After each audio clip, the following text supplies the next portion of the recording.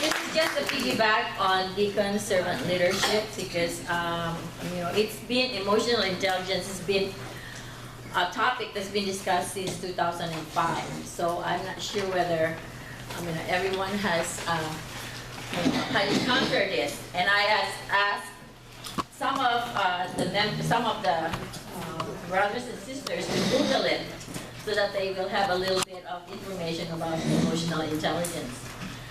As defined, emotional intelligence is the capacity to reason about emotions and of emotions to enhance thinking. It includes the abilities to accurately perceive it, to access and generate emotions, to ask us his thought, understand it, to have knowledge about it, and promote emotional and intellectual growth. That's big. That's a lot. But again, the key components are self-awareness. That's the first evening on our Cursilio weekend. Know thyself. So if we are aware of what our emotional stability or instability, it will affect every relationship that we have. If you know that you're easily get upset for something that, say a wife or a husband, there's a word that your husband said something and it already triggers you. How do you respond? Oh, self-regulation. You get upset, you yell at him, you hide your anger through walking away. At times, what I told everyone, especially at work when you're ready, in a situation where you're so angry and you don't want to show it, get a washcloth, hide yourself inside a closet, and lick your tongue. Because sometimes, you bite the washcloth, not your tongue. Because sometimes, words when it's already said, and you cannot get it back, then the more that is painful for someone because, you cannot take it back and you just hurt that someone. So, again, as Sister Alma said during our formation, think. Is it necessary that you have to say that? Process it before you say it, because sometimes when words is already expressed and you don't know it's gonna hurt someone, it will cause all that, painful feelings among each other. Self-awareness and skill. Do I just walk, not wanting to be focused on looking at some other, other people? Do I ignore the fact that there is someone in front of me that might be interested on knowing me? Or do I just avoid because that person did not smile at me or smile back at me or say hello when you say hello and she did not respond? How do you respond to that? Again, for me I've done my part, I've done my share. It is your feeling that you're gratified because you are the first one to do whatever is expected of you to do. And if they don't respond to you with a smile or a hello too, don't take it personally. They're just people. There are people who are that way. And again, we are different. Everyone is different. Everyone has their innate behavior. And sometimes you don't know the roots of that person. So if she's brought up that environment, then the prayer, the serenity prayer, is the one that we have to think. God gave me the serenity to accept the things I cannot change, because you cannot change anyone, any person. You just have to learn how to accept them and work with them. It is difficult, but sometimes that's the challenge that the Lord is wanting us to, is to accept the people that, the way they are, and love your neighbor as what He has asked us to do. Empathy. What is empathy? Putting yourself in their shoes. The same way, goodness begets goodness. If you treat someone with goodness, what do you expect? You're not supposed to expect, but of course, it's like a boomerang. What you give, you get back. Boomerang is when you throw it, it comes back to you. So Motivation. Why am I doing what am I doing? What is your, as Deacon said, the vision, motivation? Why am I doing? What is the driving force? Why I wanted to be, to do whatever I'm wanting to do? Is, driving force of what your behavior is. A sense of humor. I know life is not always a bed of roses. There are trials, there are times that you're faced with trials. And sometimes we wake up and then different, not a good side of the bed. But, also, how easy it is to have a group, an alliance, when you are faced with people who loves to work with you, because you're cordial, not walking around with always a heavy load on your shoulder. I know sometimes the road is rough, we are full of challenges, but again, there are times also that we can face those trials with a smile or a laughter, or sometimes that problems or those loads that are on your heavy shoulder, by the time you know it, it's gone, because the people who is around you is the one who's going to help you, because you might not say anything, but they sense that something is wrong, and then they're the one who's helping you to ease up those pains and sufferings. The 5 ways to live with emotional intelligence is caring about people. Make an extra effort to say thank you. Show that you care, and take the time to help others. Gesture is more powerful than what you think. What you think, just a tap on the shoulder, say thank you, is enough to acknowledge that person's participation, or that sharing of what she has. Every person is gifted with something, though it may be small. When you put it all together in that group, that person is going to give a share of whatever her talent is. That's what I'm saying. Even if how small that person's participation is, it will make that difference. And it also will boost productivity. The recognized man appeals to the head, where the things are easily forgotten. But a respected man captivates the heart, and the heart doesn't forget. Again, as you said, no matter, you can say thank you, thank you, thank you, but if it's not genuine, and you did not respect that person, it would not matter, because respect is earned. And when that person is respected, that person will get it into her heart, will not forget that. It will stick. Embrace differences to make a big difference. Respect cultural diversities and individual differences. Be smart and look for a common ground to make a difference between people. As I said, each of us is gifted with different capacities to help a team. We have collaborative effort is created through different talents. I might not have a talent to do, what do you call this?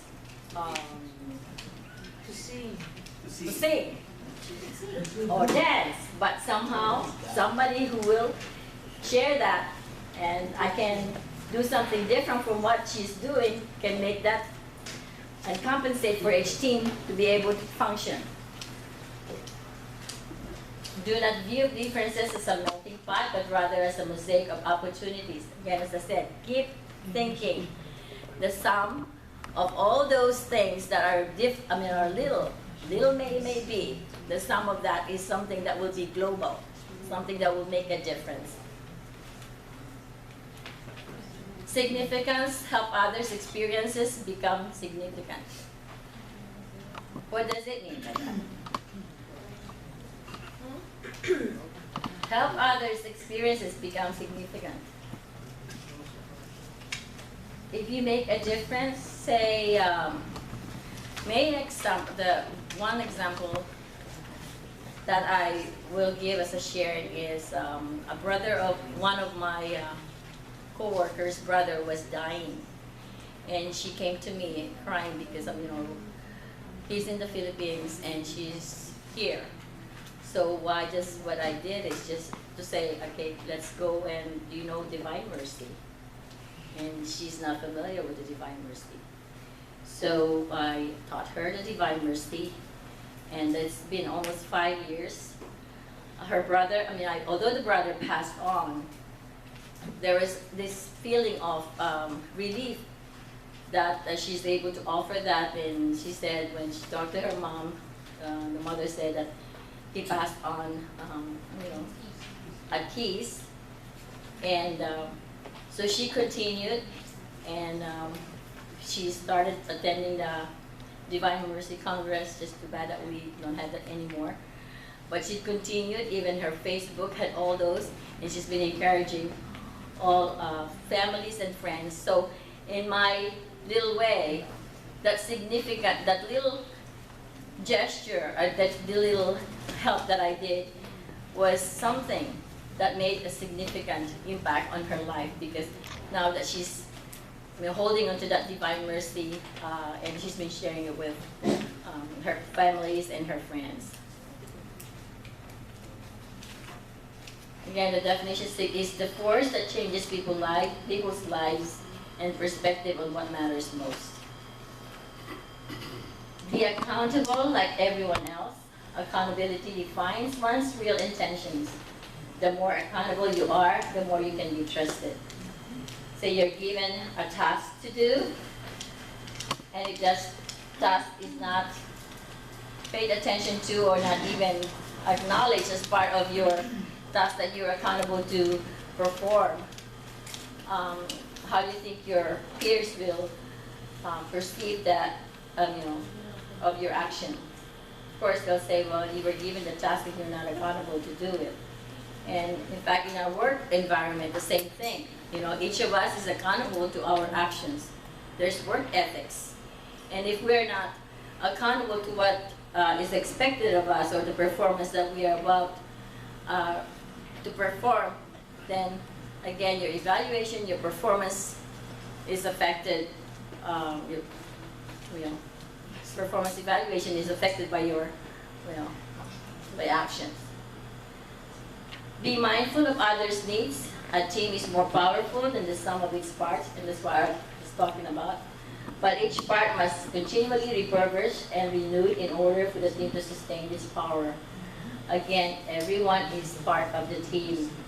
No matter how little your job is, it is the sum of what it is will be making a difference. I'm not sure whether everyone knows about the leadership compass. I will pass on a little handout later on, but you can do it at home, because this will give you who is a good partner or a good work relationship between each compass. Who is good working with north, or south working with west, because there's a definition on each group of people. Because sometimes, we keep saying, oh, I'm a type A. My husband is a type A. You clash, because everyone wants to be the leader. Everyone wants to be talking at the same time. And Deacon said, yes, listening is difficult, because he's talking and you're already processing what you're going to answer. So there's really no compromise, because you both wanted to talk at the same time.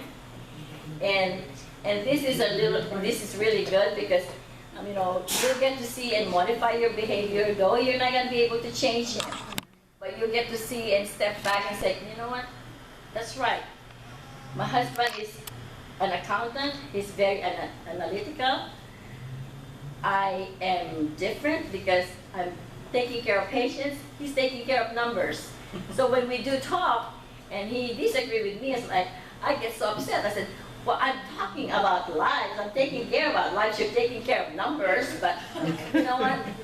You have to step back and say, we have to compromise. This is different, there's different levels of understanding that I have to put, because he does not know what what my job entails, and I don't know exactly what his job entails. So there should be something stepping back and saying, you know, this is his way of doing things around, and this is my way of doing things around.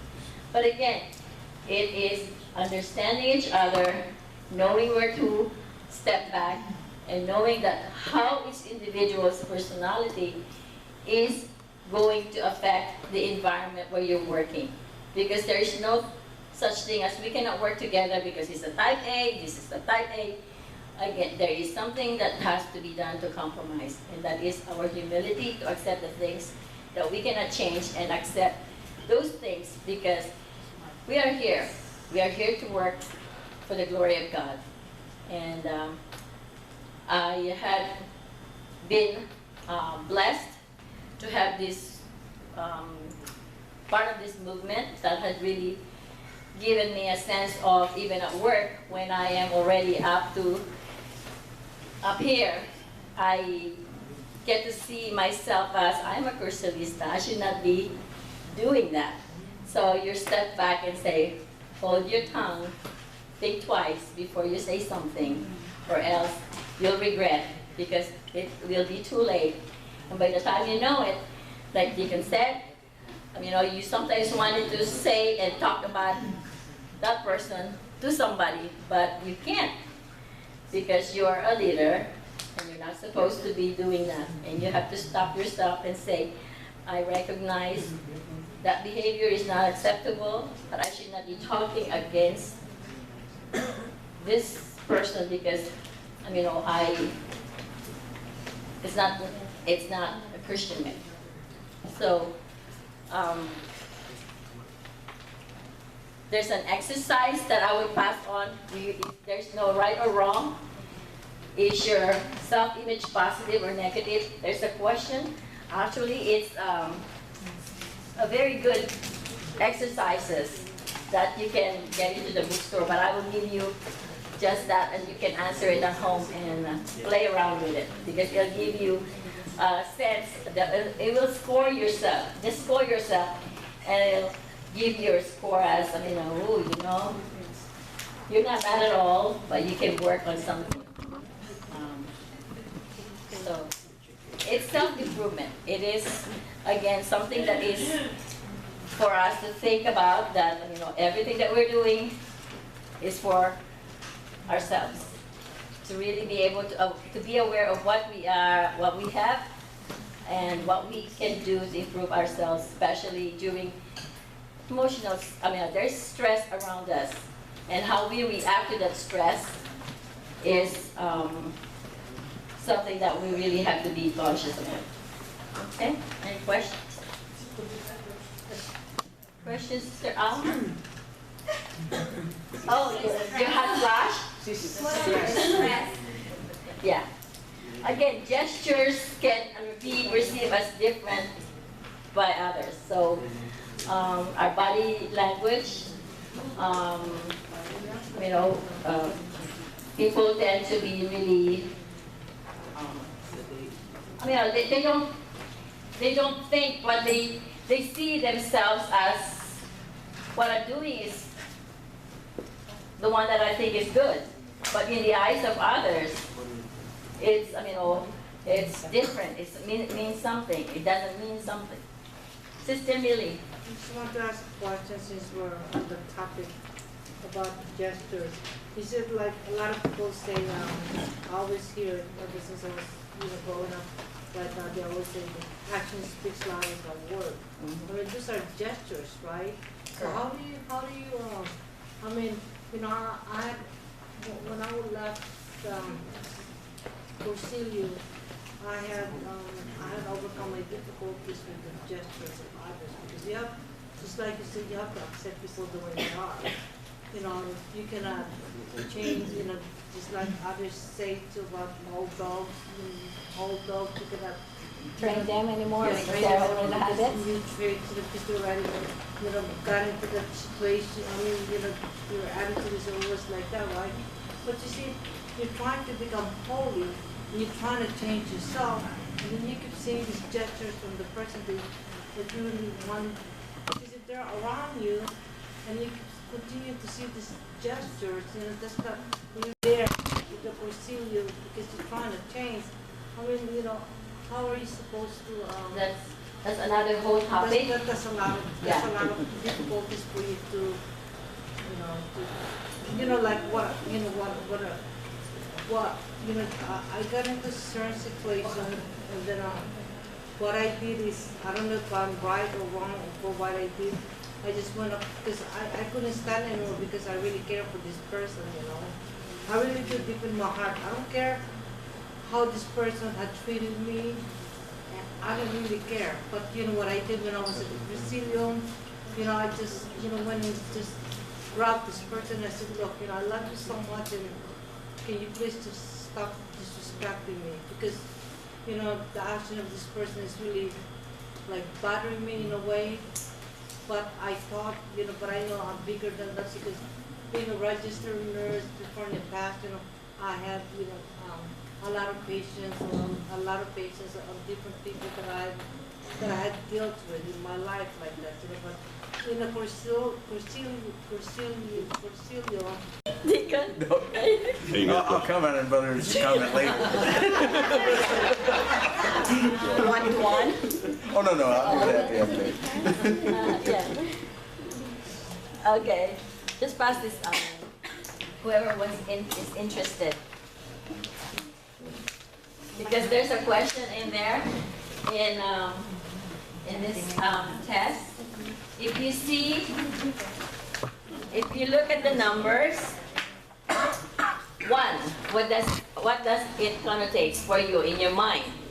Solitary, lonely, B is erect, proud, C is slim or tight. So you score yourself, and every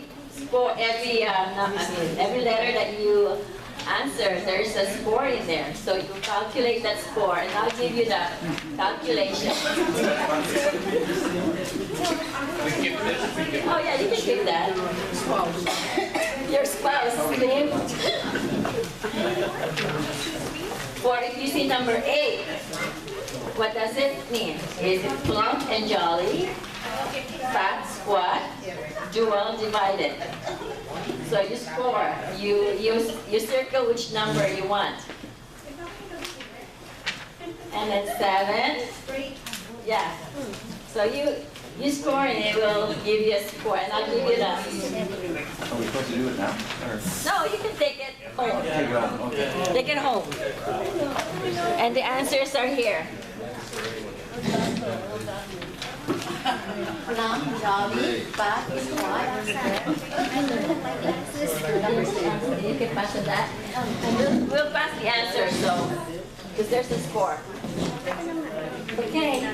Well, thank you, and hope that, you know, we'll be more emotionally intelligent. Again, there's a lot, there's a variety of readings on it. I think Sister Sheila had really engaged herself in Googling and getting into the emotional intelligence topic.